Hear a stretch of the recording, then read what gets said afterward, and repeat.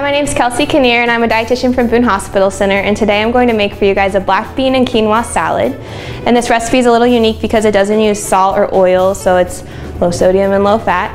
I'm going to start with quinoa. So quinoa is a seed, not a grain, like a lot of people think it is. It's gluten-free, has all the 9 essential amino acids that our body doesn't naturally make, so we need to get through our food. Things like eggs and meat naturally are complete proteins in that way, but it's cool to have some plant sources of complete proteins as well. So we're going to start with the vinaigrette, and we have 2 tablespoons of apple cider vinegar, and then we have some apple juice concentrate.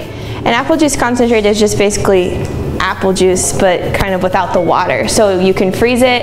If you do like juice, it's nice because you don't have to use a whole bottle of juice before it expires. Like, you can have this in the freezer and just make a little bit of juice at a time, but it's still 100% apple juice once you add water to it. So anyways, then we have half of an orange. So this is one of those Cara oranges. They're like my favorite kind right now. They're so sweet and they're pretty easy to peel. But I'm just doing half an orange, and then I cut the other half to mix in with the salad. So next, as you'll see, there's a lot of fruits and veggies in this recipe.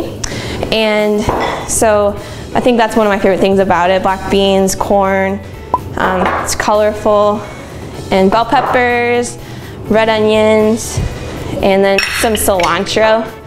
So the cilantro is nice because it's like another big flavorful thing that we're going to add. It involves not using salt.